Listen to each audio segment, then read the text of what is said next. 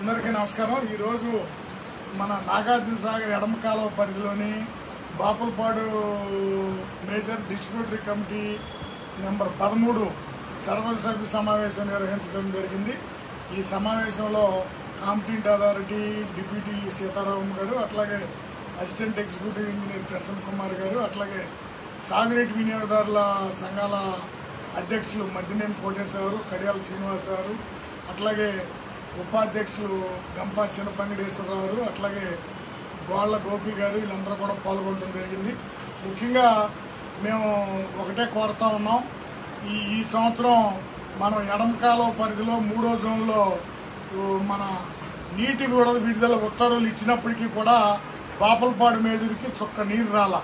మేము ఒకటే కోరుతున్నాం, ఎట్టి పరిస్థితుల్లో కూడా ఈ పరిస్థితిలో మనం బాపులపాడు మేజర్కి నీరు రావాలంటే 2014-19లో గత తెలుగుదేశం ప్రభుత్వం ఏదైతే అప్పటి ముఖ్యమంత్రి నేటి ముఖ్యమంత్రి నారా చంద్రబాబు నాయుడు గారు ప్రారంభించినటువంటి ఈ చింతలపూడి ఎత్తిపోతల పథకాన్ని వెంటనే పూర్తి చేసి మన 3వ జోన్లోని 2.36 లక్షల ఎకరాల ఆయకట్టుతో పాటు మన గన్నవరం నియోజకవర్గంలో బాపులపాడు మేజర్ పరిధిలో మేజర్ కానీ మాచివరం కానీ గన్నవరం నియోజకవర్గంలో పరిధిలో ఉన్నటువంటి ఈ మొత్తం ఈ 30,000 ఎకరాలకు కూడా సాగునీరు ఇబ్బందులు తొలగించడానికి గోదావరి జలాలు తీసుకురావడం జరిగింది।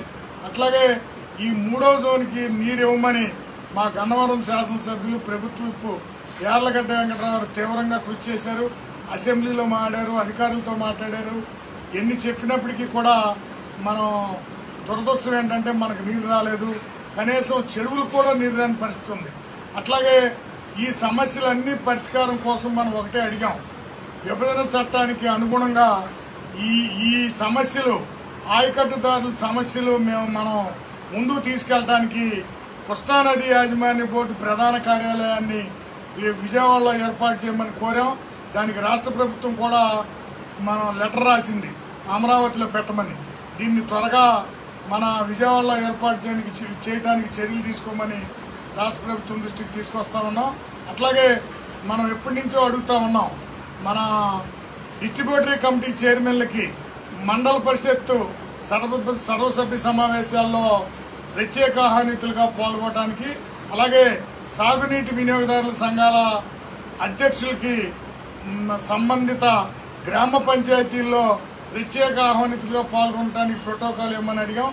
అవన్నీ కూడా త్వరగా ఏర్పాటు చేయమని కోరుతున్నాం। అట్లాగే బాపులపాడు మేజరు ఏదైతే 19వ కిలోమీటర్ దగ్గర పోలవరం కుడి ప్రధాన కాలువ ఏదైతే 124వ కిలోమీటర్ క్రాసింగ్ పాయింట్ దగ్గర ఒక 100 టన్నులు ఏర్పాటు చేయమని ఈరోజు ఈ సర్వసభ్య సమావేశం ద్వారా అధికారుల దృష్టికి తీసుకెళ్లడం జరిగింది। అట్లాగే మనం మేజర్ పరిధిలో కంపగాని పూడికతీత పనులు త్వరగా పూర్తి చేసుకుంటానికి ఈరోజు తీర్మానం ఆమోదించడం జరిగింది। భవిష్యత్తులో కనీసం వచ్చే సంవత్సరం అన్నా ఈ సమస్యలన్నీ పరిష్కరించి నెక్స్ట్ సీజన్ నవంబర్ 15 కన్నా మన బాపులపాడు మేజర్కి సాగునీరు ఇవ్వటానికి అన్ని రకాల చర్యలు తీసుకోవాలని చెప్పి రాష్ట్ర ప్రభుత్వం దృష్టికి తీసుకెళ్తా ఉన్నాం।